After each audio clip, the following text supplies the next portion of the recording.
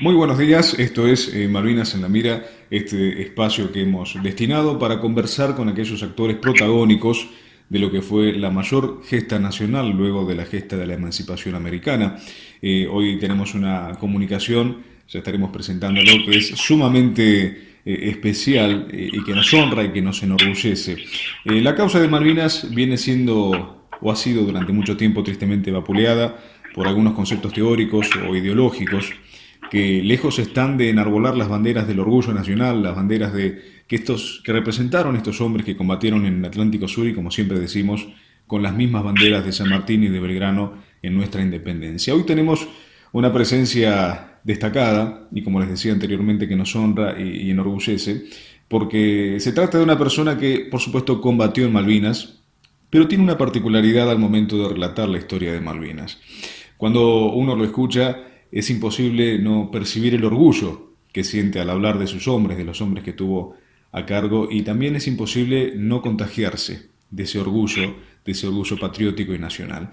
Nos estamos refiriendo al coronel Esteban Vilgrela Madrid, que en Malvinas le tocó combatir a cargo como subteniente en comisión de la tercera sección de la Compañía B del Regimiento de Infantería número 6. Estuvo en Malvinas. Luego de Malvinas, no solamente con una participación destacada en el Atlántico Sur, sino que participó de misiones de paz de nuestras Fuerzas Armadas en Irak en su momento, como parte de estas misiones que lleva adelante nuestras Fuerzas Armadas en el exterior y también en la ex Yugoslavia, en la Guerra de los Balcanes. Pero tuvo a cargo la dirección dentro de las Fuerzas Armadas de un centro de salud para nuestros veteranos. Lo presento, es el coronel Esteban Vilgrela Madrid. Coronel, un placer y un enorme honor poder saludarlo y que esté con nosotros.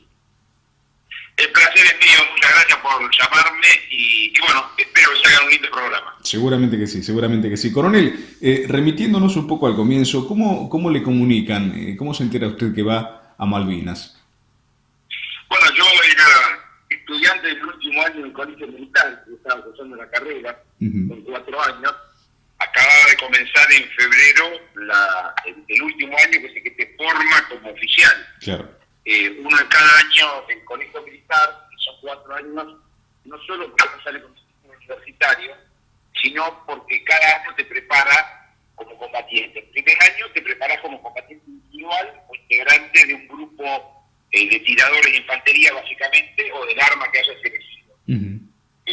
Ya en el segundo año te preparas para las armas pesadas de la infantería, como son los morteros, los cañones, de las armas antitanques. Claro. En tercer año te forma como subinstructor, o sea, como formador, por un lado, de otros militares, y como suboficial jefe del grupo, o jefe de la mínima fracción del arma que tengas. Y en cuarto año recién te empezás a entrenar como oficial, y para poder mandar un pelotón o una sección de tiradores de infantería. O sea, yo estaba empezando a formarme como conductor, claro, de la fracción mínima de infantería a una sección de tiradores. Claro. ¿Pensó en algún momento, antes de enterarse que iba a ir a Malvinas, que lo iban a desplegar en el sur, que la causa de Malvinas podía llegar a dirimirse en un escenario bélico? No, ni en sueños. Uno cuando elige la profesión militar, sus grandes dudas son si algún día se va a poder probar en combate, y la segunda gran duda es cómo respondería yo en combate, porque no importa cuán eficiente sea yo en un curso militar o en información, ¿no es cierto? Que la reacción de cada uno en el combate es muy personal, es absolutamente personal. Entonces, uno siempre se cría con ese temor de, si algún día entro en combate. Por un lado es un sueño, combatir por la nación, pero por otro lado está el temor de cómo va a ser, y si voy a responder, y si voy a estar a la altura de las exigencias. Claro. Yo ni soñaba con Malvinas, soñaba con alguna acción bélica, pero no figuraba dentro de las previsiones. Veníamos, no te olvides, de la movilización del 78, entonces claro, había más posibilidades de entrar en combate con algún país vecino que parece mentira cómo ha cambiado la geopolítica, ¿no? Pero absolutamente.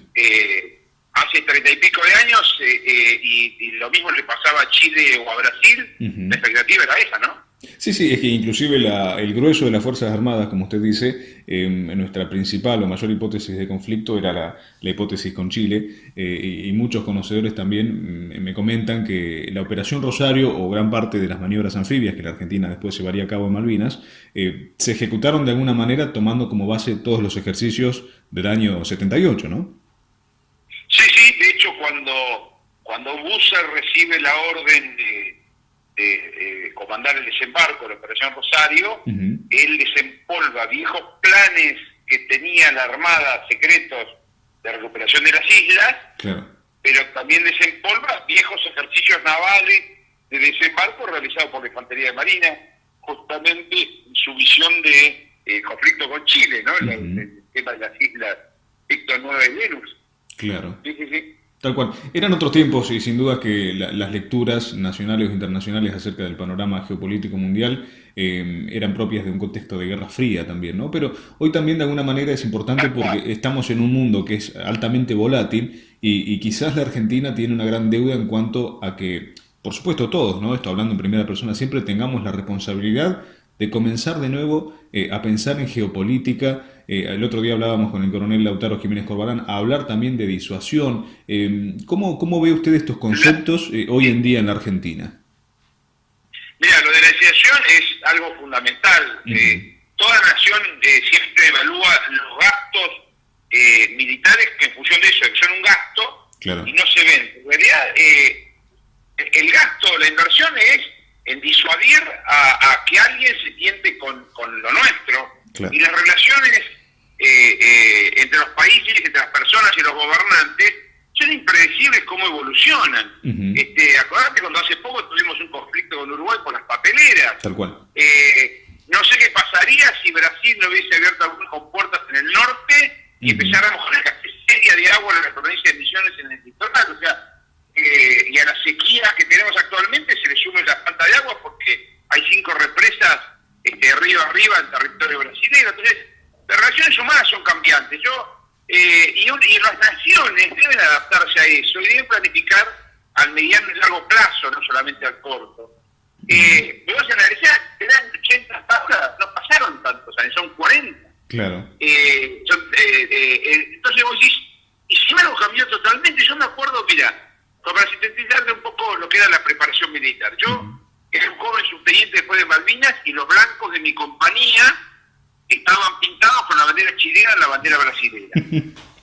Hoy es algo insultante, hoy sería algo terrible, Claro. un soldado que haga eso con un blanco Claro. de tiro sería denunciado penalmente, Ujú. la gente creía que está loco. Bueno, en ese momento esa era la forma de motivarse, porque el soldado debe motivarse y tener un objetivo por el cual esforzarse y sacrificarse para morir por su nación. Entonces, esa motivación con la bandera inglesa en los blancos, con la bandera chilena o brasilera, tenía su contraparte del otro lado. Yo te pongo un ejemplo, yo tuve la suerte de estar en la Escuela de Infantería en Chile, que son muy buenos profesionales, Ujú.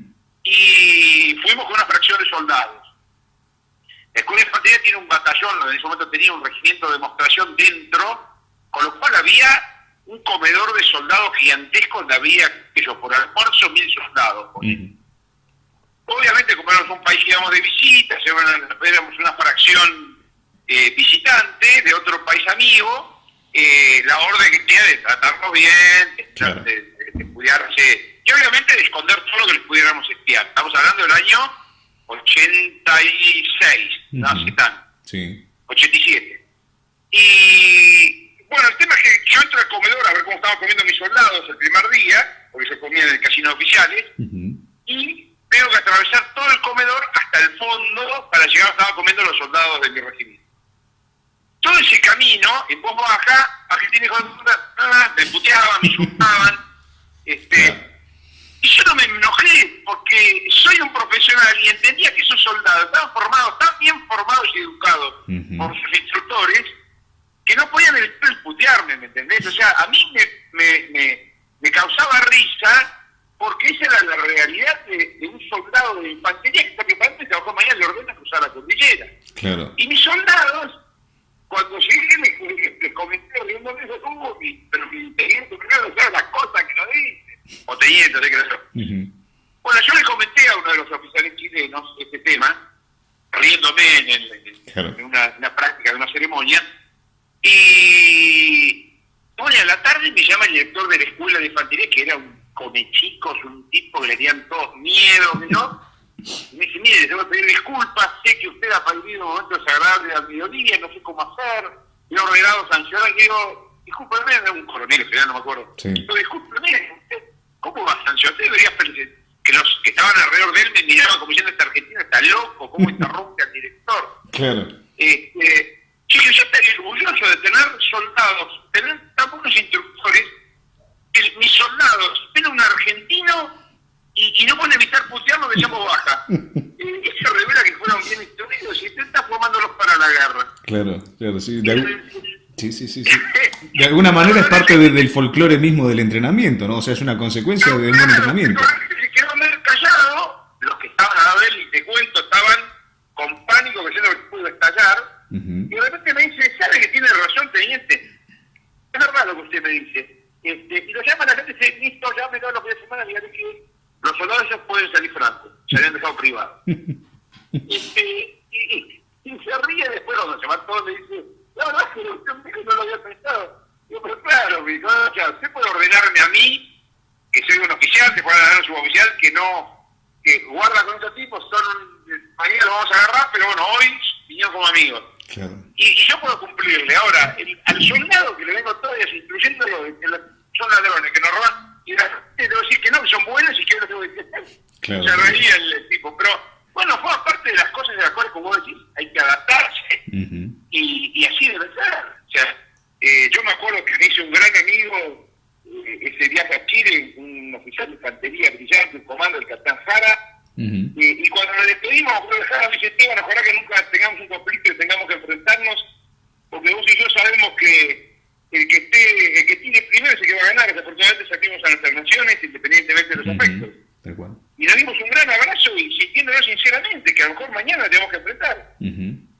Bueno, pero es importante lo que usted dice por una cuestión de que sintetiza de alguna manera, por un lado, el profesionalismo del militar formado en el deber máximo, que es el cumplimiento de defender a la patria en la situación extrema que es la guerra. Pero por otra parte, también demuestra cómo a nivel regional, y tomo también lo que usted comentaba del caso de las papeleras, recuerdo, donde más allá de incluso las hipótesis que por supuesto no solamente son hipótesis de conflicto, sino hipótesis de trabajo para el vecino país de Chile, aquí desde Tierra del Fuego los veo desde la ventana en este momento, sino que tienen una hipótesis de trabajo que de hecho se ha trasladado o traducido a un sistema de rearme, o quizás no de rearme, sino de visión estratégica que se traslada al equipamiento en las Fuerzas Armadas. Yo recuerdo cuando se dio la situación de las papeleras, no sé si usted recuerda, el propio presidente de Uruguay en ese entonces, Tabaré Vázquez, habla tiempo después, cuando deja el cargo, que la opción bélica había sido una opción que incluso se puso sobre la mesa. O sea, estamos hablando de un vecino como Uruguay, quizás menoscabado en cuanto a medios respecto de la Argentina, pero que habían llegado a evaluar inclusive ellos una opción bélica. Aparte de Uruguay, que es un país hermano, si hay un país hermano, es Claro, Uruguay. tal cual. El sentido de la relación, o sea, no Uh-huh. no es que es un país que tenemos problemas, que nos tenemos bronca, que hay rivalidad salvo en el fútbol. O sea, la verdad es que con Uruguay es impensable, y sin embargo, se pensó. Uh-huh. Eso es la realidad. O sea, nosotros tenemos el acuífero Guaraní, tenemos un montón tenemos territorios que en algún momento van a ser eliminados y quieren ser envidiados. Y vos tenés que el 1% de las aguas del mundo son dulces, y nosotros tenemos en los lagos del sur unas reservas descomunales de agua pura. Uh-huh. O sea, no es solamente el terreno o un gobernante trasnochado que hoy para salvar su país de una crisis decide hacer una guerra para fomentar patriotismo. O sea, la realidad es que los tiempos son cambiantes, ¿no? Y uno tiene que estar adaptado a eso. Y volvemos a lo que dijiste vos, el tema de la disuasión. Uh-huh. O sea, si yo vivo en una zona peligrosa y tengo mi casa desmantelada, dejar el auto abierto, es muy posible que alguno se tiente de abrir el auto y robarme porque fue abierto, o el vidrio bajo, o ve que mi casa la tiene cerca. Claro. Y en la relación del mundo entre los vecinos es igual. O sea, ya lo dijo una vez Putin, que algunos lo quieren y otros lo odian. Ningún país puede sentarse en la mesa de los grandes y no puede golpear la mecha de ellos. Uh-huh. ¿Y eso qué es? La disuasión. Absolutamente. O sea, esa es la inversión que una nación necesita hacer en defensa. y esos son planes de mediano y largo plazo que se deben sostener a través de los gobiernos. Esa es una visión de grandeza que tienen los países serios, los países que sueñan con ser poderosos, y saben que ese poder detrás está sustentado con el poder de las armas, que su única función es garantizar el bienestar de sus conciudadanos. Esa es la única función de las Fuerzas Armadas. Defender la soberanía nacional y el bienestar de sus conciudadanos. Y bueno, y esas son unas espadas que usa el Ejecutivo de cualquier país para garantizar eso. La soberanía nacional, que no es solamente el territorio y sus fronteras, sino mucho más allá, y el bienestar de sus conciudadanos. Y bueno, y vos no te olvides que nosotros tenemos, hoy no podemos golpear la mesa y tenemos riqueza en el Atlántico Sur, tenemos petróleo, tenemos las Islas Malvinas usurpadas, tenemos países con ambiciones y proyecciones en la Antártida, con visión de futuro. Y bueno, esas son cuestiones que hay que empezar a disuadir. No son hipótesis de conflicto, pero son posibles problemas a futuro que hacen a nuestra soberanía económica, como es la explotación del Atlántico Sur. Hoy están depredando nuestros pares y no tenemos poder de disuasión. Sí, días atrás, o hace poco más de un mes, viajaba desde aquí a Tierra del Fuego y recuerdo que observando hacia el este, desde el avión, la ventanilla daba hacia el este y se veía una especie de ciudadela, o ciudad, más que ciudadela, en el horizonte, de todos estos buques que llevan a cabo una depredación en el sur, y que también uno piensa a veces que la disuasión es un elemento vinculado solamente a una doctrina militar en vistas a la guerra, cuando en realidad es todo lo contrario, y que de hecho tiene que salvaguardar el interés, en este caso, por ejemplo, económico, sobre una depredación que también se da todos los días, ¿no? Totalmente. Y bueno, y para eso una nación tiene sus fuerzas armadas, invierte en sus fuerzas armadas. No es que Chile o Brasil invierten gran parte de su Producto Bruto Interno en defensa porque son países bélicos. No, son países que tienen claro, independientemente de la bandería política que tenga su gobernante, que su poder también se sustenta en fuerzas armadas poderosas. Sí, tal cual. De hecho, y ahora luego lo llevo a Malvinas, porque sin duda es que se van abriendo tópicos, y el tema de la geopolítica es apasionante. Usted mencionaba recién el caso de Putin. Bueno, un ejemplo, quizás el ejemplo más acabado de un líder que tiene en claro hoy en día, más allá de las visiones políticas, lo que es una visión una visión estratégica, en la que incluso supo pararse delante de Estados Unidos y ser la barrera en Medio Oriente, en Ucrania, frente al Magreb, y sostener el gobierno de Siria en una clara maniobra geopolítica también, ¿no? Pero digo, en 2008 el poder de Rusia fue desafiado con la guerra de Georgia. En cuestión de días la resolvió a los tiros, ¿no? O sea, ahí se llevó a la práctica. Luego la reincorporación de la península de Crimea, donde si uno lo analiza, y aquí me gustaría por ahí, ya que tocó el tema, conocer su valioso punto de vista, la maniobra, la reincorporación de Crimea a Rusia, la guerra civil en Ucrania, mostraron nuevamente, la primavera árabe, el conflicto en Ucrania, que el conflicto lamentablemente está y estará vivo en el mundo, y es un mundo cada vez más volátil, ¿no? ¿Cómo ve usted este mundo cada vez más volátil, y tomando como referencia estos conflictos que se fueron abriendo de 10 años para el día de hoy? Sí, yo creo que yo soy nadie por el resto, en realidad es una conversación entre los amigos. Yo lo que creo que cada nación lo primero que hace es evaluar en dónde está ubicada y cómo es su situación. Claro. Y yo creo que yo lo que hoy evaluaría es cómo ubicar a nuestra nación en el mundo, previendo, haciendo perspectiva de cómo va a evolucionar este coronavirus y la nueva situación mundial y el eje ya planteado entre Estados Unidos aliados y China, con Rusia como buen espectador.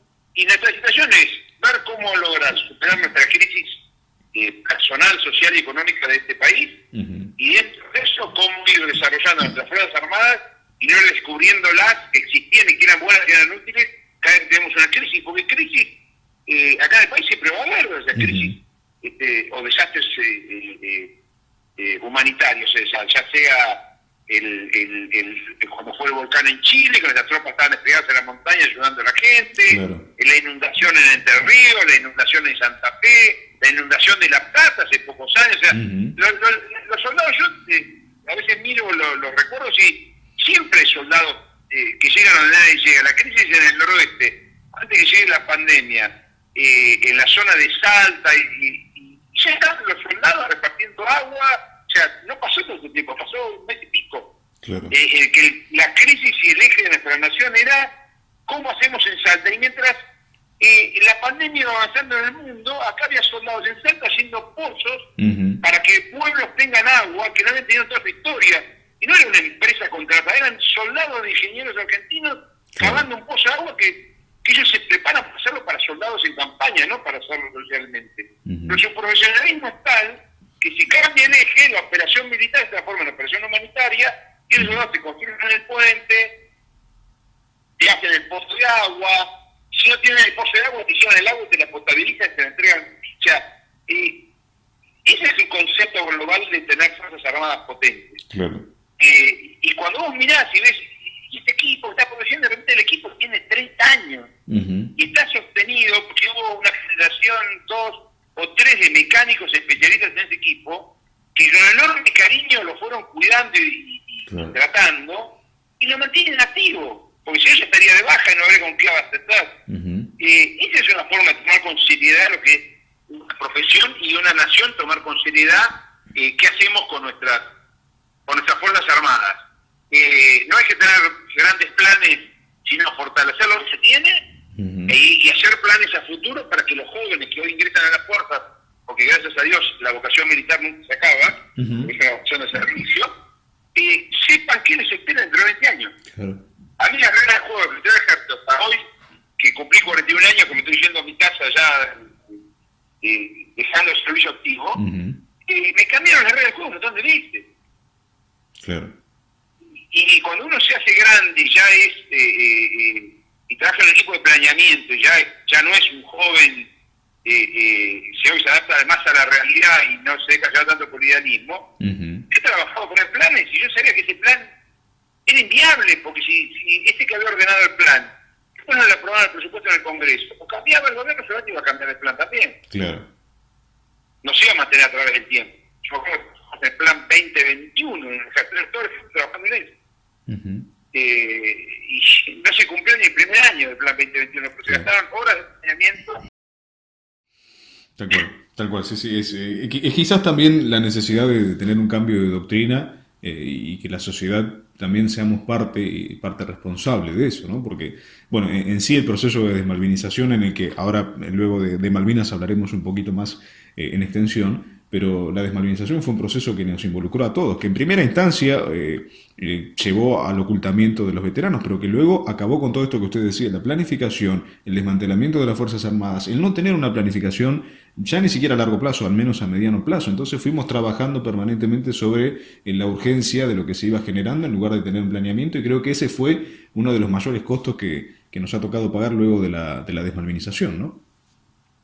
Sí, tal cual, o sea, yo creo que como decís vos, lo urgente se fue comiendo a lo indispensable y a lo necesario, y bueno, siempre hemos vivido en la contingencia. Entonces, claro, cuando vos analizás y decís, faltan insumos en los hospitales, falta tanto en la educación, hay aulas con edad terminadas, y si voy a gastar en comprar una ametralladora, en realidad todas las naciones tienen sus gastos divididos. Porque con ese criterio hay un montón de trabajos superfluos para recortar, no solamente el presupuesto de las Fuerzas Armadas. El tema es, yo digo, es una opinión de alguien que no tiene la menor idea, pero yo creo que hay cuestiones nacionales, de política nacional, que escapan a los partidos políticos y son de interés de toda la sociedad. Bueno, yo creo que los políticos deberían llegar a acuerdos en esos temas. Después, la política es negociación, pelea, reunión, negociación, o sea, en eso se basa la política. Nadie pide que sean todos buenos amigos y jugadores de fútbol. Son la realidad que la política está bueno que tenga ese ejercicio de tensiones. Claro. Lo que sí debería tener claro es, en determinadas áreas, qué es lo que no se toca. Qué es lo que es un plan a futuro y que los partidos políticos estén de acuerdo. Si uno se pone de acuerdo en esas políticas nacionales, en educación, en salud, en cultura, bueno, no que se puso de acuerdo en eso, empezar a trabajar en esos temas, y esos temas en la discusión no se tocan.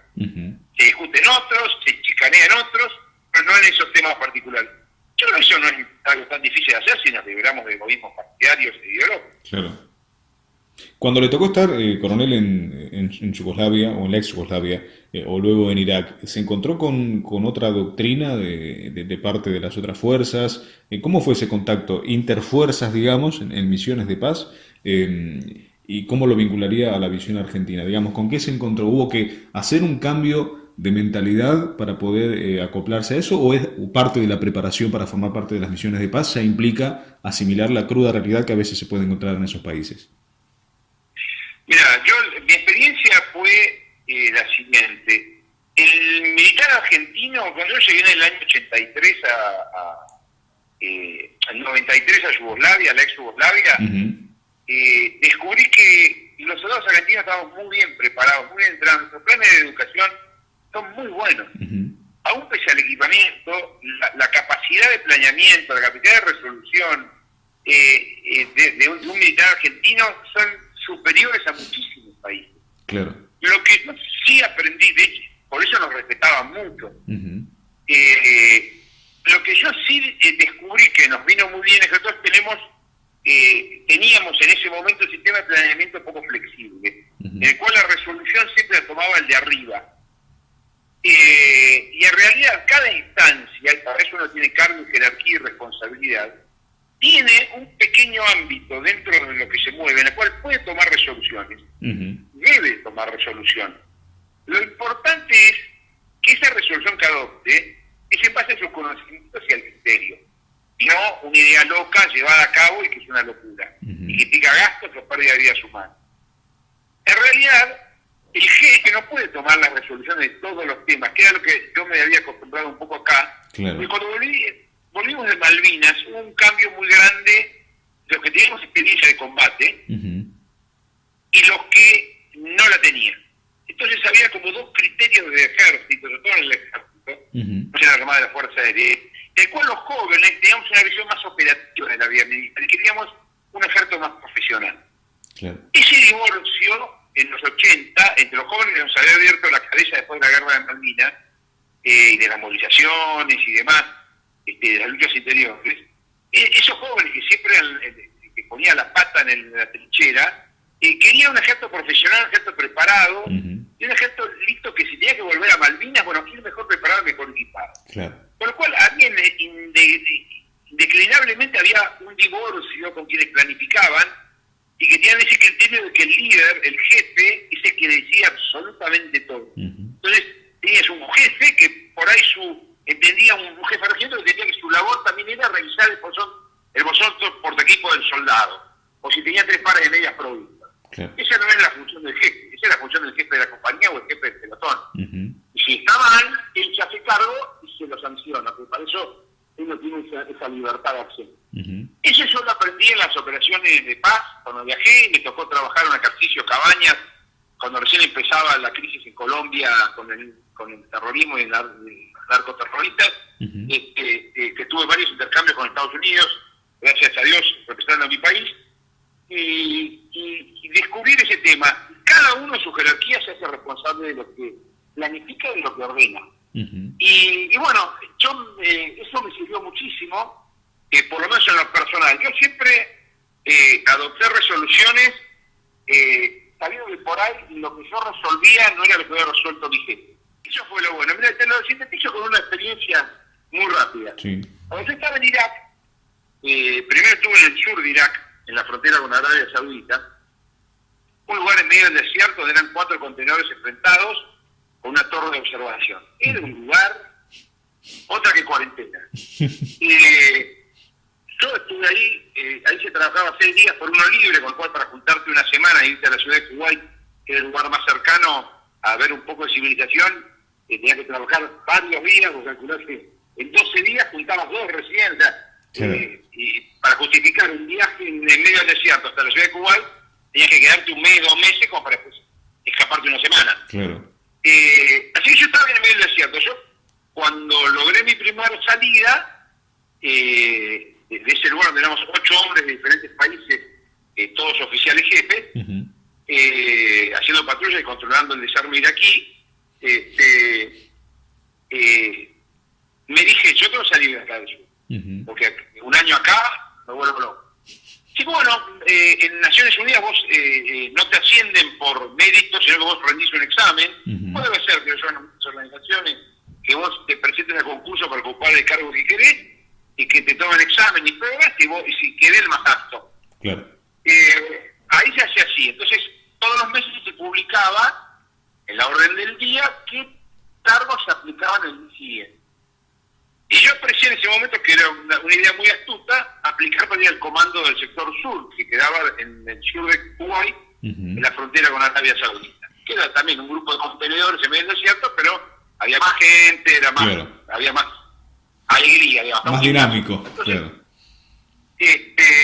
Bueno, decidí presentarme a ese cargo y cuando llegué me apliqué como oficial de transporte del comando del sector.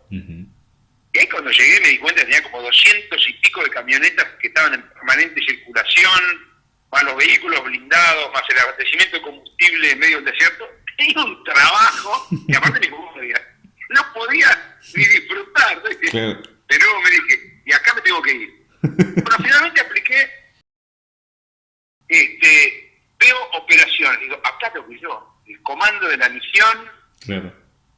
Tenía comedor, gimnasio, todas cosas que yo no tenía. Entonces, yo me cocinaba mi propia comida todos los días. Claro. Bueno, el tema es que apliqué para el cargo en la oficina de operaciones de la misión. Cuando me anoté, mis compañeros se reían, que la oficina de operaciones, que es donde se cocina todo, había de los países poderosos, del G8. Claro. Y claro, yo era argentino ahí, con su banderita en el costado izquierdo, a rendir examen. Claro.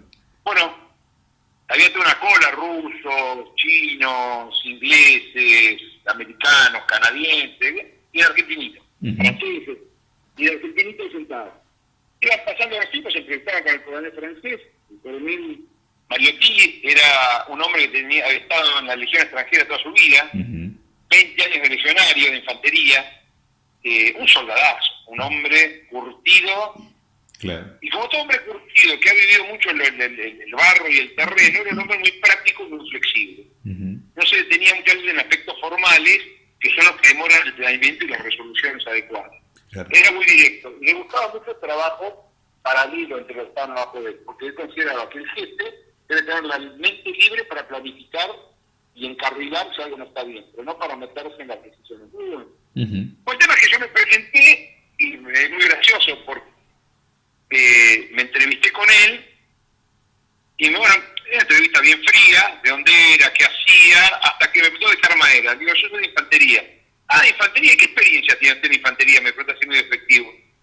Pues mire, entonces le conté que había estado en Malvinas, que había estado en Tablada, bueno. Y me dice, ¿estuvo en Malvinas? Sí, le digo. ¿Y qué lugar estuvo? Le dije, no, estuvo en el combate de Dos Hermanas, el combate de Monte Tamerlane, con dos hermanas combatiendo contra los infantes de marina británicos, en Tamerlane contra los guardias escoceses. Dice, ¿en serio? Entonces, era muy mal hablado el coronel francés, así que nuestros oyentes nos van a disculpar. Lo llama el segundo de él y dice, listo, a los que están ahí afuera, dile que no nos vamos a entrevistar, que ya hemos elegido al candidato. Dice, alguien que pateó culos ingleses merece trabajar en el comando de la misión.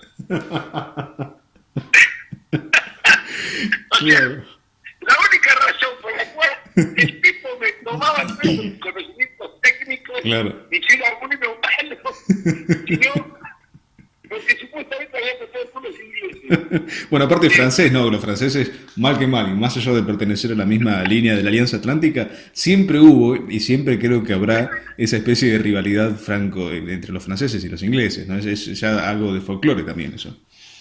Claro, pero la anécdota que te la cuenta a raíz de lo siguiente. El coronel no se enojaba nunca, era un soldado bravísimo y era inflexible, sin enojarse ni levantar la voz, ¿no? Claro. Pero yo con mi sistema de organización, que vos das la aprobación del escalón superior, yo entré al comando de operaciones como responsable directo de todo el sector norte, o sea, todas las operaciones que va en el sector norte de Irak, yo era el coordinador de ellas, yo era el que presentaba los planes y yo era el que partía órdenes a través de memorándum o mails o órdenes de operaciones, que todos decían ordenado por coronel Nerval o coronel Mariotti, de acuerdo que era mi jefe, y redactado por Major Esteban La Madrid. Entonces yo el primer día, que parte una orden, pues yo aparte dirigía todas las actividades de desminado que había en la zona desmilitarizada, tanto en Kuwait como en Irak, que aparecían permanentemente explosivos y minas, y había un batallón argentino muy bueno que hacía el desminado, cosa que los argentinos no se les difunde, pero todo el desminado de la zona de Kuwait y de Irak le hicieron soldados de ingenieros argentinos. Lo mismo con el mantenimiento de los caminos, el abastecimiento del agua y combustible, lo hacían soldados argentinos. Una zona enorme y muy difícil de transitar. Bueno, el tema es que yo le llevo la primera orden de desminado, que eran unos explosivos que el viento había hecho aparecer en un camino en el desierto, y me dije, ¿esto para qué es, Esteban? Que me dejaste arriba del escritorio. Digo, no, para que usted me la firme y me autorice la orden. Y dice, Esteban, pará, vení, sentate acá. Vos sos mayor, ¿sí? Mayor de grado, ¿no? Sí. ¿Qué cargo tenés? Senior Operations. Bueno, me dice, si vos tenés un cargo y un grado y una capacidad de impartir órdenes, vos las impartís. Ahí dice arriba quién lo ordenó y quién lo hizo. Si vos te equivocaste, o hiciste mal las cosas, hiciste una locura, te haces responsable, para eso sos mayor, sos oficial jefe. Necesitas que yo te autorice a impartir una orden que es de tu nivel. Listo, nunca más le llevó un papel a firmar, nunca más me supervisó esos papeles. Él tomaba noticia de las tareas que yo hacía, o mis compañeros en el área de operaciones, pues se hacían los briefings con el Force Commander, y cada uno exponía su área, los jefes de batallones, los comandantes del sector, los jefes logísticos, y ahí él veía plasmado en la realidad lo que él me había ordenado de cuál era la función de mis compañeros. O sea, si yo llevaba esa parte, había otro que llevaba el sector sur, otro llevaste las operaciones aéreas, otro llevaste las operaciones navales con transporte de combustible y alimentos y demás a los puestos que estaban del lado iraquí que había que cruzar el estrecho. ¿Quién se enteraba ahí si él estaba trabajando bien o mal? En la práctica, en el terreno. El papelito a él no le importaba. Ese es el problema mínimo del papel, o la orden. El tema es que cuando exponía el jefe de la compañía de ingenieros, él veía en el mapa todo el lugar donde había ingenieros chinos, y sabía que eso lo había ordenado yo. Y si alguno se quejaba de que había pedido que le reparen un camino que el viento había tapado, o le tiraron explosivos, y después que la semana pasada, esta semana no se lo hicieron, él venía y decía, ¿qué pasó con esto? Que no lo hicieron. Y yo le explicaba si había habido una causa por la cual no se había hecho, o me hacía cargo si era una omisión mía. Eso es lo que uno aprende trabajando en el ejército. Pero la verdad que el militar argentino tiene una preparación intelectual que escapa con creces al equipo que tenemos. Y escapa con creces a la situación económica o social del país. Uno cuando entra en una fuerza armada se uniforma el soldado, se uniforma el oficial, se uniforma el suboficial, que no es solamente ponerse un uniforme, es uniformar qué debe tener preparado y cómo debe estar preparado y entrenado el soldado, un oficial y un suboficial por su jerarquía.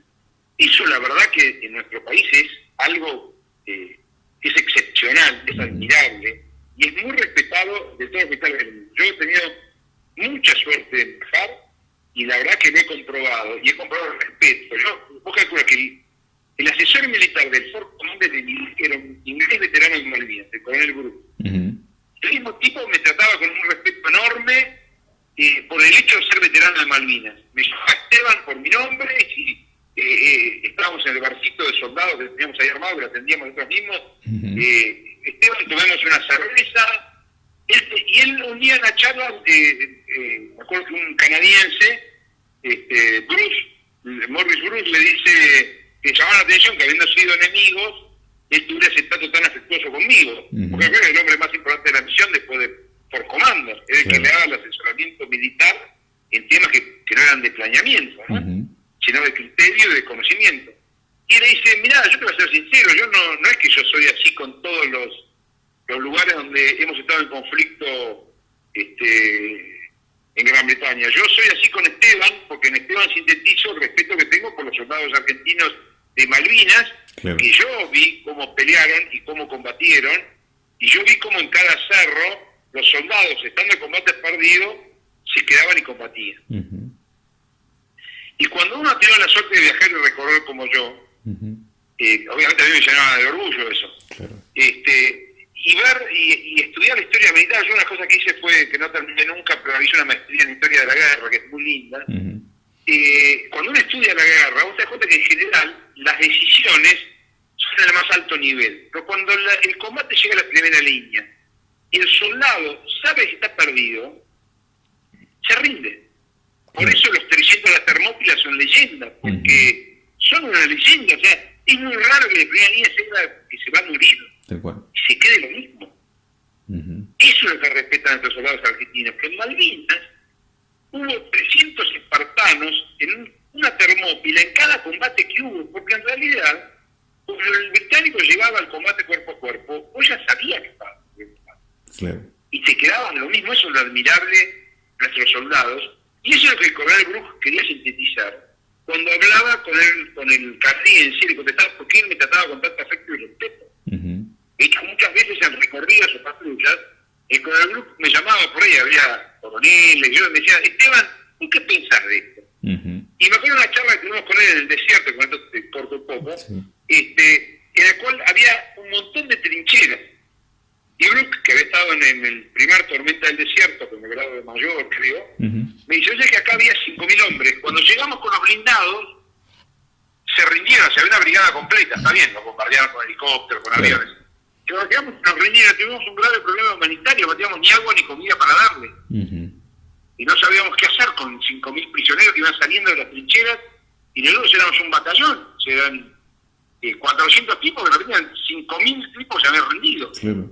Y esa es un poco la explicación que yo te daba. O sea, y me pasó llegando muchas guerras. O sea, en superioridad los que ahora digamos en Malvinas, igual los soldados se quedaron y combatieron. Eso es lo admirable de Malvinas, y eso es lo que te traigo a colación. En todo el mundo yo he respirado ese respeto gigante al soldado argentino por lo hecho en Malvinas. Y después, por lo demostrado en las misiones de paz, cuando el soldado con nada se solucionaba un problema o tomaba decisiones o resoluciones porque para eso había sido entrenado. Eso es admirable.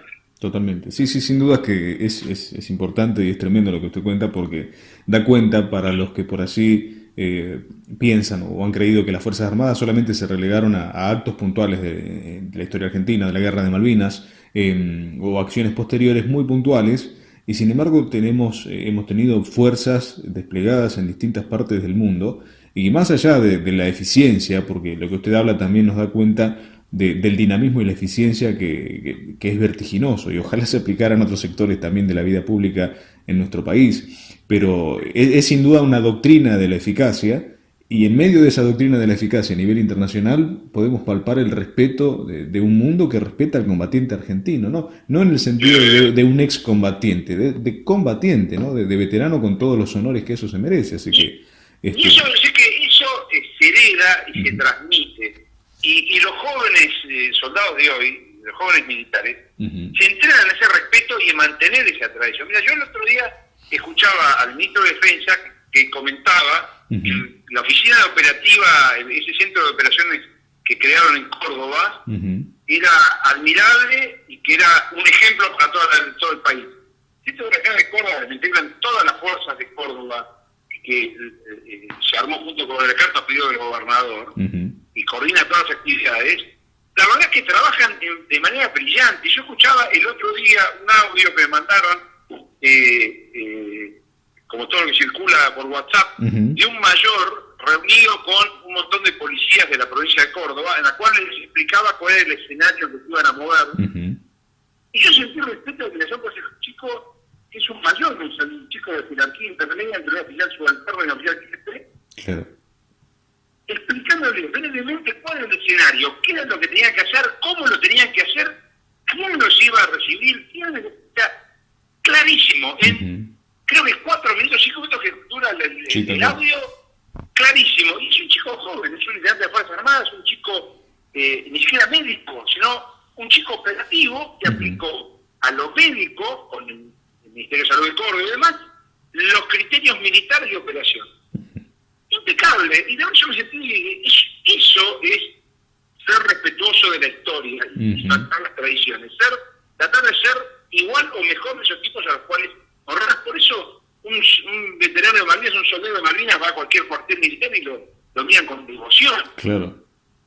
Porque los jóvenes de hoy se pueden ver reflejados en ellos. Uh-huh. La síntesis del honor y, como usted decía, la síntesis de poder honrar ese legado, porque el legado pesa y hay que saber honrarlo de manera cotidiana. Lo traslado directamente a Malvinas, coronel, el bautismo de fuego, si se puede decir, ese primer enfrentamiento, así en dos hermanas. Lo he escuchado el relato muchas veces y creo que bien merece que nos pueda contar cómo fue ese combate, pero fundamentalmente en medio del combate, y más allá de que después vendría el otro combate, ¿no? el infierno final, ¿qué lo sustentaba en ese momento como subteniente al frente de la tropa? ¿Qué era lo que le daba la fuerza a usted y a sus hombres para seguir a pesar del infierno que tenían enfrente? Mira, yo siempre voy sintetizando, a veces lo digo cuando charlo con los militares jóvenes, lo que son los principios, los valores, pero también las técnicas de combate, los procedimientos de combate, claro. Cómo uno debe automatizar determinadas cosas, porque en el momento de crisis difícilmente tenga la frialdad de mente como para pensar, uno va normalmente a obrar y a actuar de acuerdo como se entrenó y aprendió, claro. Entonces eso disminuye muchísimo en la incertidumbre del combate. Yo muchas cosas en mi vida militar que aprendí por el error. Malvinas fue el ejemplo, yo venía de ser cadete, como te contaba, así que claro. mi experiencia era nula. Pero sí fui aprendiendo durante la guerra. Y una cosa que me fui aprendiendo durante la guerra también es que uno debe tener altos ideales. O sea, uno no debe ser un chupacirio, pero sí debe tener la conciencia de ser humilde, que hay un Dios, que uno es una criatura, es una molécula dentro de un país y de la tierra, claro. Y que no somos nada. En realidad vinimos para dejar nuestra huella, pero no somos nada, y que no debemos ser egocéntricos, sino teocéntricos. Porque un jefe debe ser humilde, porque esa humildad es lo que hace que piense en los demás, piense en el sacrificio, y no piense tanto en su propio bienestar. Por eso la humildad debe ser una virtud que se desarrolla desde que uno entra a la carrera. Claro. El ser humilde, el pensar en los demás, en servir a los demás. Y eso también tiene un fundamento en un sentido religioso de la vida, es saber que uno está al servicio de otro, como decía la Madre Teresa. Amar hasta que duela. Bueno, los militares para amarla hasta que duele. Los subalternos son para amarlos hasta que duele. Y amarlos hasta que duele es entrenarlos, prepararlos, cuidarlos, darles consejos, darles reprimendas si lo necesitan. Pero eso es cuidarles el equipo, cuidarles los vehículos, hacer lo que cuiden su equipo, porque cuidar su equipo es cuidar su vida y entrenarlos. Bueno, cuando llega el momento del combate, pasa lo mismo, uno va degradando esa cosa, el equipo se va degradando, uno se va poniendo más canchero en el uso del fusil, en cómo llevar el fusil, cómo colgarlo, cómo empuñarlo, todas esas cosas. Y la parte espiritual pasa lo mismo, uno empieza con los grandes ideales de la patria, la familia, el pueblo que está atrás nuestro, en el país, en el continente, esperando nuestras acciones, defendamos la tierra, y eso a medida que vienen los combates se va poniendo más duro, se va reduciendo a el que está al lado mío. No me puedo replegar porque atrás mío hay alguien que confía que yo me voy a quedar en el pozo. No me puedo ir para allá porque dejo un blanco libre y el que está al lado atrás mío o al costado mío queda solo y lo pueden atacar por acá. Eso va bajando de nivel, y el soldado que está en la trinchera con su pareja de combate, que tiene a derecha e izquierda 100, 200 metros libres en medio de la oscuridad de la noche, piensa lo mismo, está con miedo, está asustado, se quiere ir, entonces yo me voy y le dejo 400 metros para que un batallón inglés se esté desfilando, que es la frente cruzada. Claro. Te retiene el amor al compañero. Y saliendo de dos hermanas, que es un hecho importante, me vino a la mente, por eso te lo cuento antes que se me vaya, esto que te sintetizo en lo siguiente. Cuando estuvimos en el contraataque en Monte Stambleton, el 14 de junio a la madrugada, llegó un momento en que estábamos muy aferrados y no nos podíamos desprender. Los guardias escoceses habían reforzado, o sea, el jefe de batallón, el general Scott, había reforzado al pelotón que estaba atacándonos, a la compañía que estaba atacándonos, que era la compañía flanco derecho, entonces éramos una pequeña sección, y le llamaban a las ametralladoras y armas de tanque de otra sección. En un momento, el volumen de fuego de ellos, si a mí me quedaba una ametralladora, que era de Poltronieri, ellos tenían como 15. Claro. El volumen de fuego era muy importante. Entonces yo me di cuenta que estábamos aferrados. Con lo cual, lo mismo se me ocurrió en ese momento que le comenté al soldado que estaba al lado mío, al soldado de Isiulo, fui a hablar en inglés para tipos que estaban haciendo fuego amigos, estaban tirando de otra fracción británica. Se ve que mi acento inglés fue muy malo porque los tipos se rieron y me siguieron tirando. Pero mi intención era que ellos paren de tirar para yo poder tener una pausa para reacomodar mi gente y poder empezar a organizar el repliegue. Yo ya estaba teniendo muchas bajas entre muertos y heridos y además me estaba quedando sin munición, porque yo ya sabía que era inevitable el desenlace. Y había que salvar a la mayor cantidad de soldados posible. Bueno,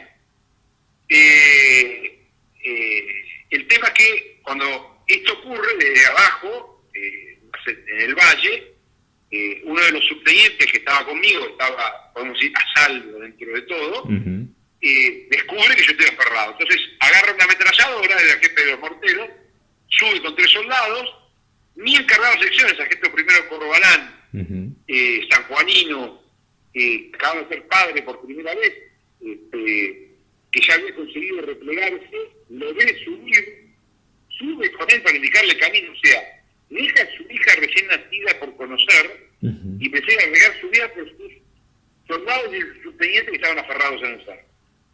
Eso sintetiza un poco lo que yo te quiero expresar.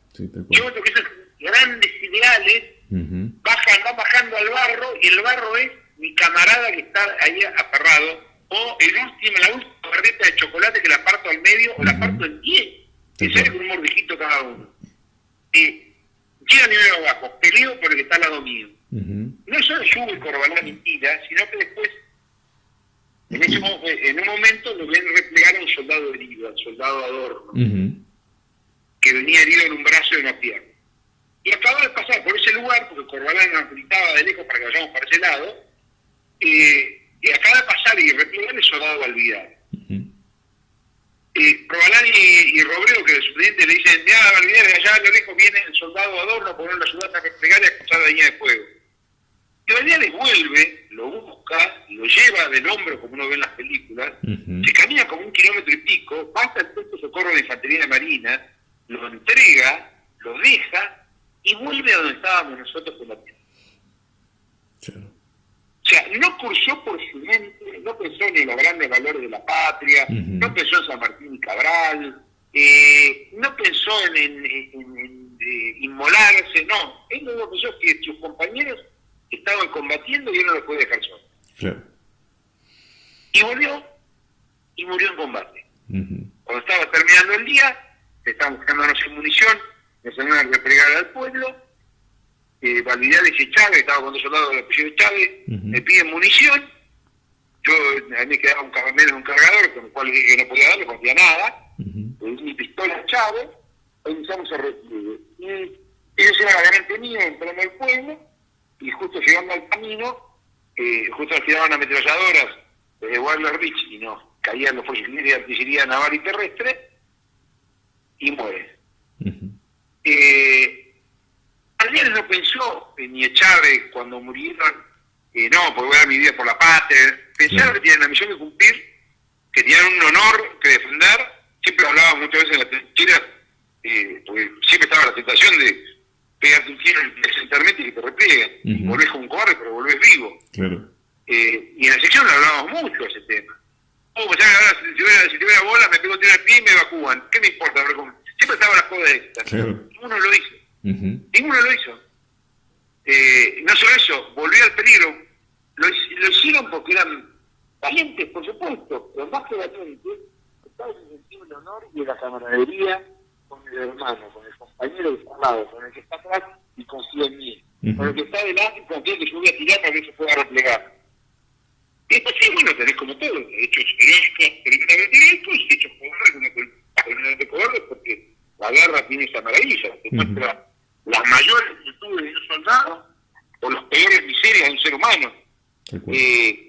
Por eso la gente, cuando quiere darse un poco de valores, mira películas de guerra, porque necesita ver esos valores simples llevados a la práctica. No es porque le gusta la guerra, le gustan las películas bélicas, las charlas en las escuelas de arriba se vean porque no habla de la guerra. Lo que busca resaltar son esas tremendas historias de valor y heroicas, que son las que nuestros chicos deben conocer. Amor a la patria y amar hasta que duela. Por eso siempre bromeo con esa frase de la Madre Teresa, en que a nuestra bandera hay que amarla hasta que duela. Y la profesión que elegí la debo amar hasta que duela. Porque cuando uno la ama, le gusta y la quiere. Claro. Es como la familia. Ujú. Esa es la realidad.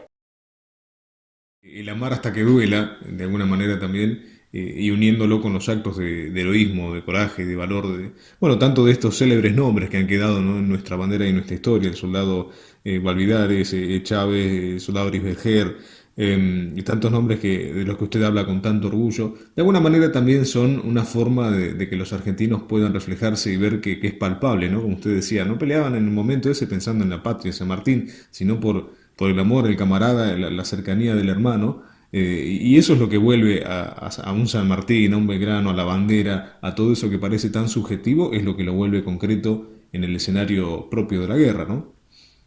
Pero totalmente. Pero por eso, hablamos de la guerra, pues eso debe ser traducido, para que Ujú. sea útil y sirva, Claro. a nuestra vida diaria. Y ahí lo vive, no sé si es heroísmo exactamente, o ese amor hasta que duela, Ujú. pero yo te he charlado con una señora que era una maestra, ¿no? Maestra rural en la zona pobre. Y vos palpabas su dolor y su impotencia de no poder ir a ver a sus alumnos. Claro. Y vos, allá en Tierra del Fuego, donde el clima es tan severo, esa maestra que todos los días se levanta con el frío del invierno y va a dar clases y a lo mejor tiene chicos pobres y le calientan en la cocina de mate cocido para que tomen cuando llegan, eso también es un acto de heroísmo y Ujú. esa Marta que duela. Es la realidad en la cual uno debe plasmar la vocación y el ejemplo de nuestros héroes de Malvinas, ¿no? Tal cual. Hay mucha gente que todos los días se levanta y hace patria sin necesidad de ir a una guerra. Ujú. El hombre rural que se levanta ahí en el sur, en medio del frío, a cuidar las ovejas, o el pescador que sale en el puerto de Ushuaia y va y se mete de mar a buscar peces, Claro. sin saber si va a volver.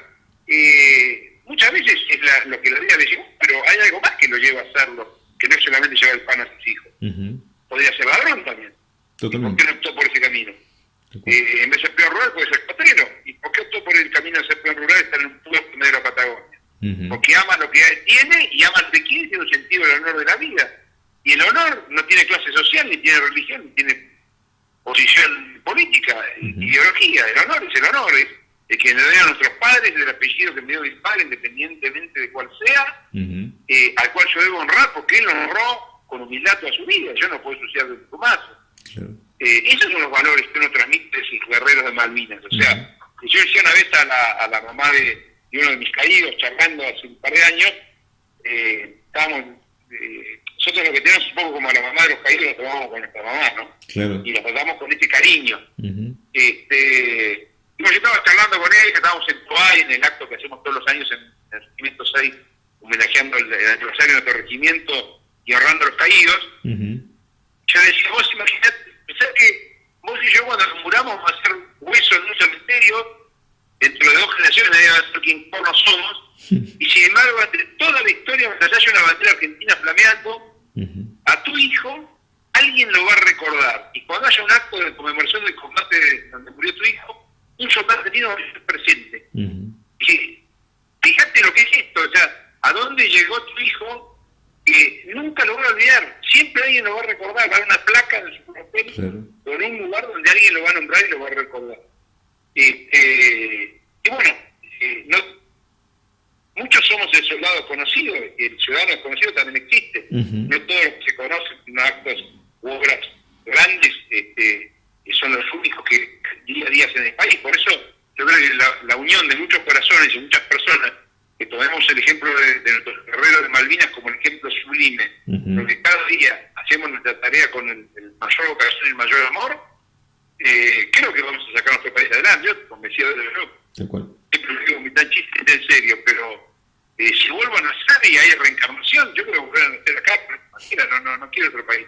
No me interesa, no quisiera emigrar, nunca me interesó, ni siquiera soñé con buscar una doble nacionalidad, no me interesa. Yo nací acá, quiero volver acá y vivir en este país como sea, como nos toque, con nuestras miserias, nuestras virtudes, pero es la tierra donde uno nació. Y en ningún país del mundo vos sentís eso. Yo he tenido mucha suerte de viajar con el uniforme del patio y de bandera, y en todos los lugares donde estuve, aún en los países del primer mundo, vos sabés que no sos de ahí. Ujú.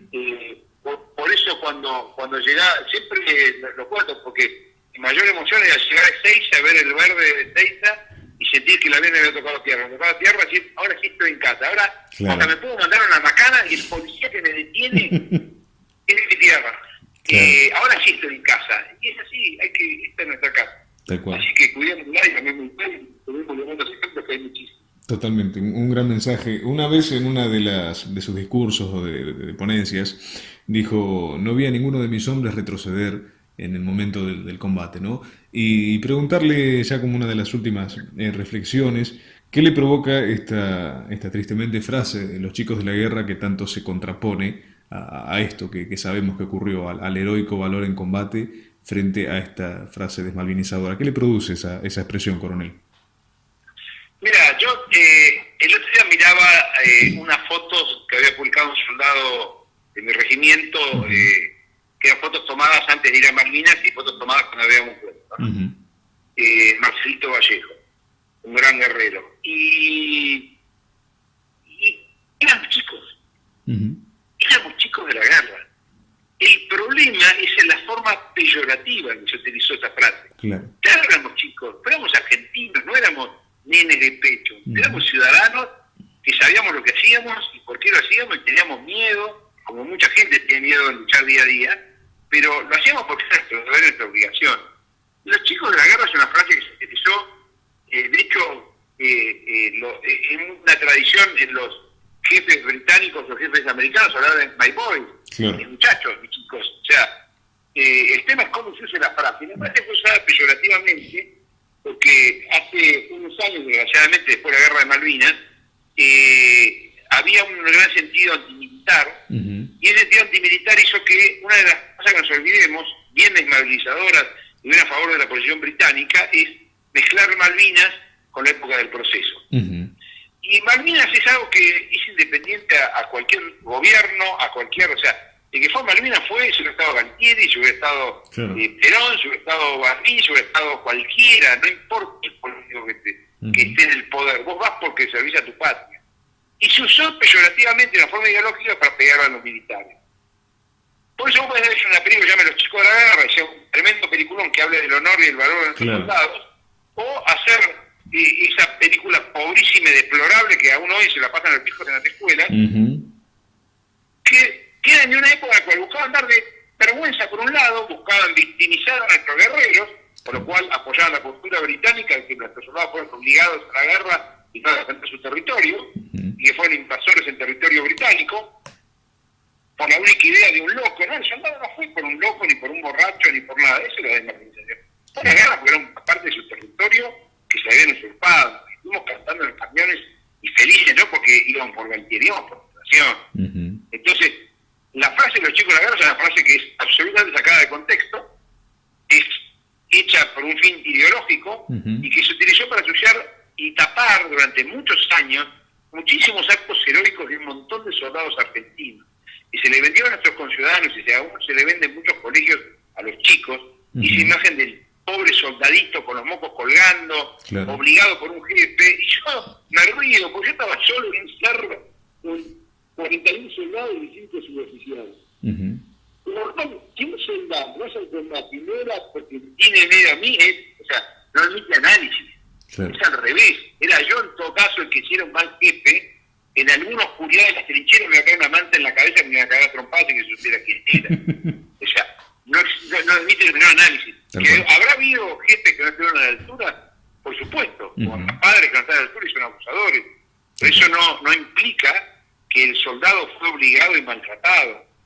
El soldado fue porque amaba a su patria. Yo aprendí a ser jefe con mis soldados. A mí el ejemplo de lo que es ser militar me lo dieron mis soldados. Yo aprendí que el mando debe ser humilde porque tenía soldados que me enseñaron cómo se debía mandar, porque me lo exigían, no porque yo lo hacía. Porque ellos me demostraban lo que querían o lo que no aprobaban de mí como jefe. Y yo tenía que lograr que ellos mueran por su patria, pero mueran cumpliendo una orden mía. Por eso los chicos de la guerra es algo que siempre me causó mucha risa y mucha gracia, y justamente a los que lo pregonan y lo venden y lo difunden son aquellos que no tienen el menor orgullo ni el menor amor a su patria ni a su bandera. Entonces siempre le digo una vez fui a una escuela y me tocó que, antes que me toque hablar, la directora de una escuela de campo pasó la película Chicos de la Guerra, y cuando después le pregunté por qué, me dijo porque se la mandaron al Ministerio de Educación, y yo les expliqué, chicos, por qué esa película no estaba bien. No porque no había habido casos de abusos, sino porque ese no era el soldado argentino. Claro. Y conté la historia del soldado Iberger, y con esto no te robo más tiempo, pero yo decía a los chicos, ellos pensaban, cuando estamos en combate de Montesano, en el primer contraataque, y nos detiene el ataque británico, el pelotón del teniente Lawrence empieza a avanzar por una dorsal de montaña, y yo me doy cuenta que están rodeando. En ese momento una ametralladora, que sé que la manejaba un sargento de apellido Jackson, nos empieza a tirar y nos apagan con las dos ametralladoras, lanzan cohetes, y no eso fuera poco, encima vemos que un pequeño grupo de soldados escoceses se acercaba, después me enteré que era porque nos querían tirar granadas para eliminar la ametralladora del soldado Iberger. Obviamente un soldado portador de ametralladora ya veterano sabe que el enemigo va a buscar matarlo a él en primer lugar, a él y al jefe. Claro. Porque son las ametralladoras que tienen un jefe de sección, que son dos, son su arma más importante. Que tenía, había dos tremendos apuntadores como eran Poltroniero y Iberger, que eran tipos que se hacían sentir muy bien en la trinchera. Con lo cual, lo buscaban para matarlo todas las armas de apoyo británicas. Claro. Cada pausa de fuego, o sea, los ingleses, yo me acercaba a Iberger, le refería dónde había visto un arma antitanque, dónde había, porque no había visto venir el cohete, o dónde estaba la ametralladora que nos había tirado. Yo me dedicaba a eso, a observar dónde estaba y le requería para que tiraran.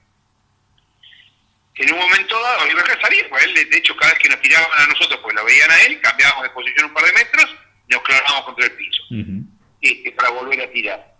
Y en un momento dado, en esos que viene la ráfaga británica, nos agachamos, cuando yo veo que pasa la ráfaga, le empiezo a referir a Iberger y el Iberger no me contesta.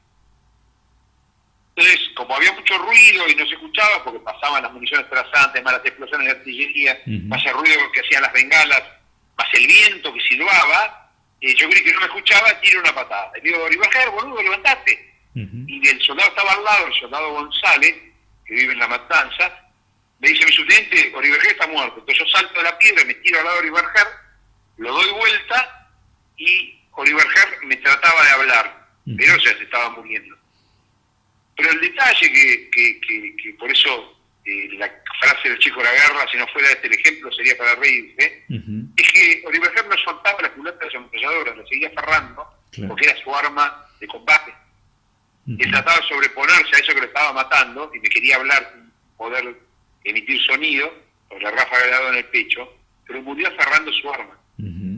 Y lo más importante es que cuando muere Iberger, el soldado González agarra la ametralladora, sabiendo que a lo mejor él era el próximo Iberger. Entonces, cuando una maestra, cuando un docente en la universidad habla de los chicos de la guerra o habla de esa manera tan peyorativa acerca de nuestros guerreros, en realidad lo que está haciendo no es ofenderlo al subteniente de la Madrid, porque yo no necesito que me cuenten quiénes fueron los chicos de la guerra. Claro. Si está ofendiendo la memoria de esos soldados, de esos combatientes que pelearon por su nación y por su bandera y murieron como murió Iberger, o como fue herido Pedro Boy, o como fue herido el soldado Adorno, o como muere Vidagoste, como murieron un montón de soldados oficiales y suboficiales en la guerra de Malvinas.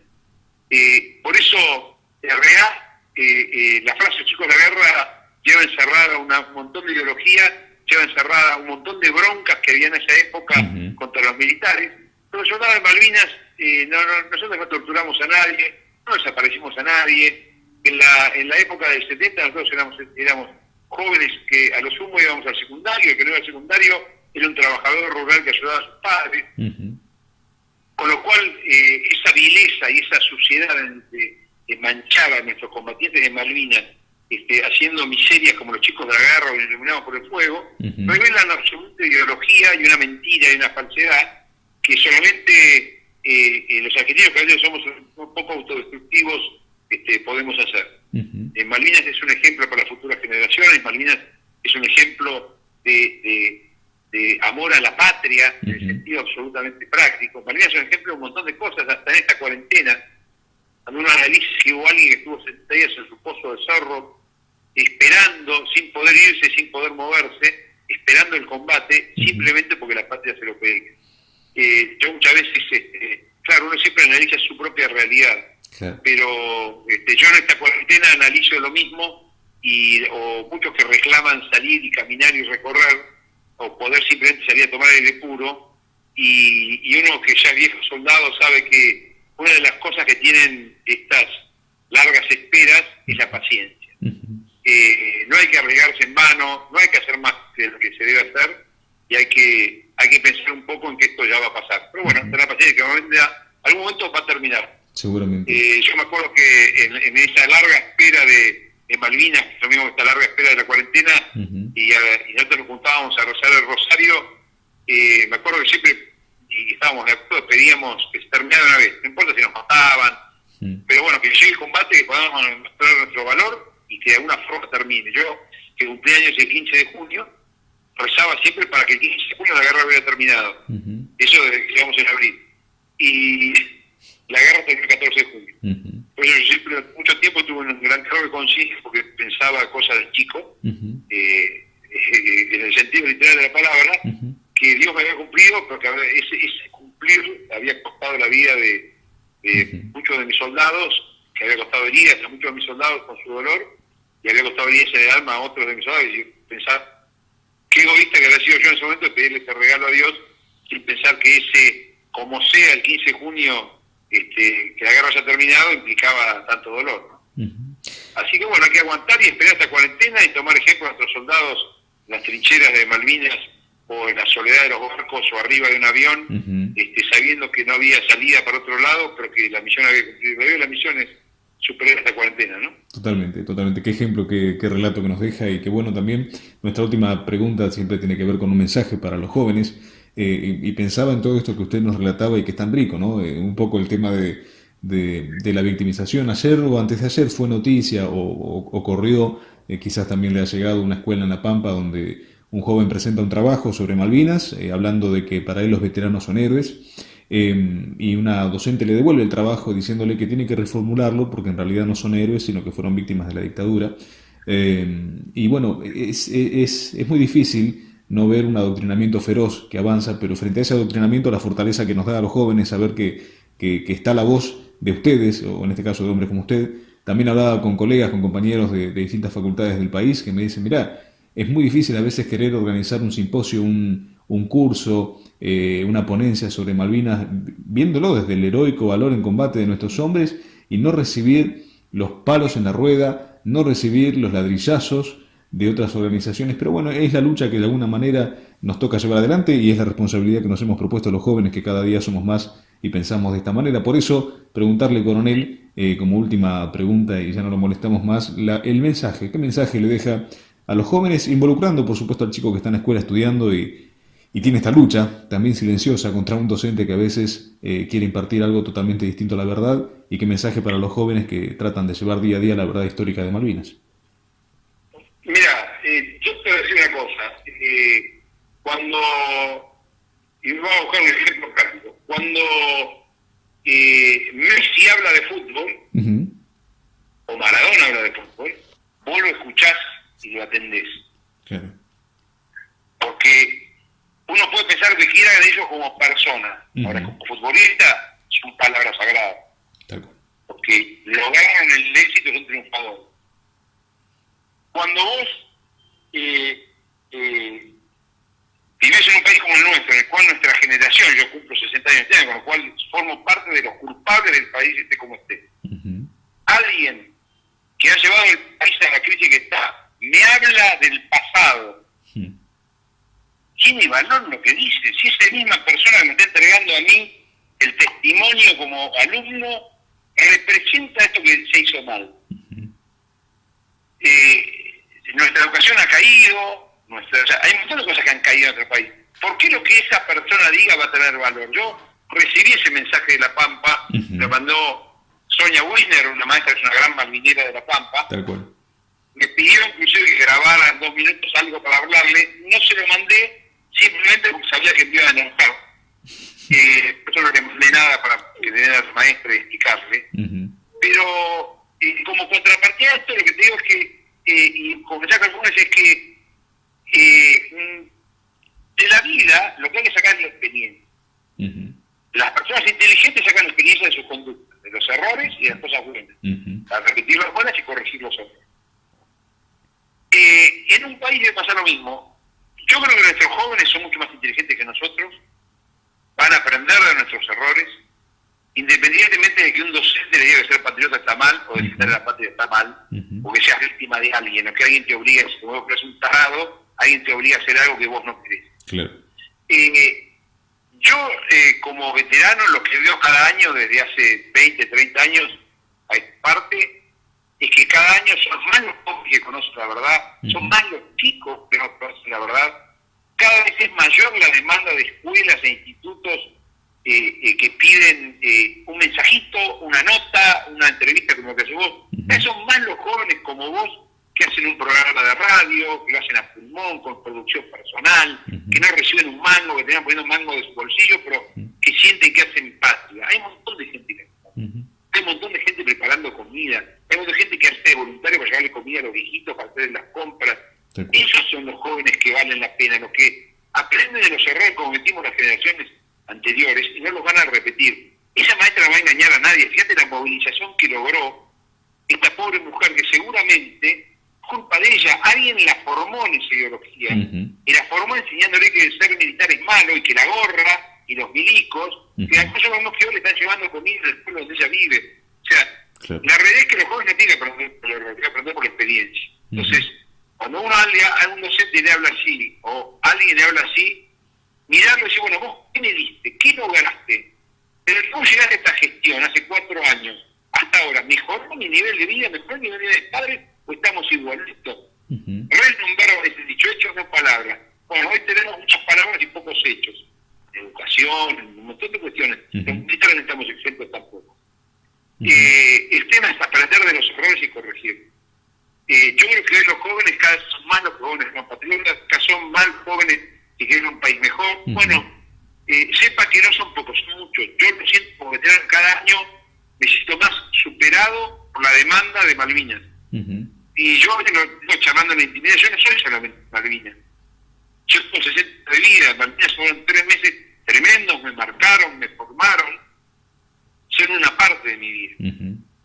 Y cada año, desde el 2 de abril hasta el 14 de junio, me cuesta más lograr tener tiempo para poder responder a la cada vez mayor demanda de escuelas, universidades, programas de radio, televisión, y cada vez me dejo de vivir Malvinas en función de mis recuerdos, en función de todo lo que tengo pendiente. Claro. Y cada año se va incrementando, cada año es más y más y más. Yo este año tenía el club de rugby, me mandaba un mensajito para los chicos, escuelas, mandaba un mensajito para los chicos, o sea, y el 2 de abril, la mayor parte de los saludos del 2 de abril, no los contesté. Claro. No pude contestarlo.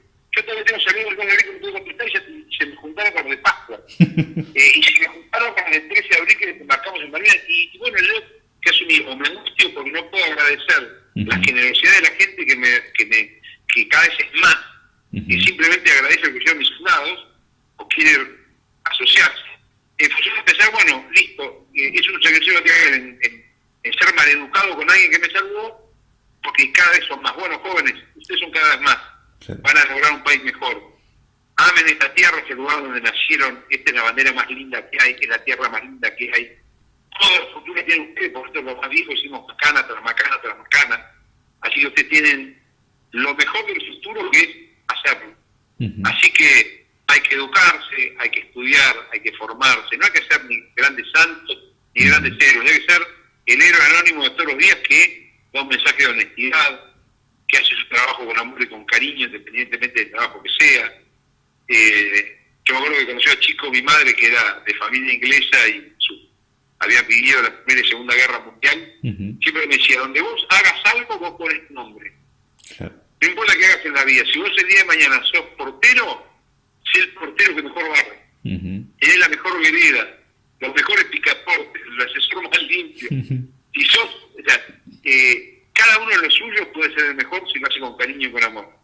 Así que bueno, jóvenes, amar esta tierra hasta que duela, amar la profesión que elijamos hasta que duela, y amemos a la familia que elijamos hasta que duela, porque es la que tenemos, la que Dios nos dio.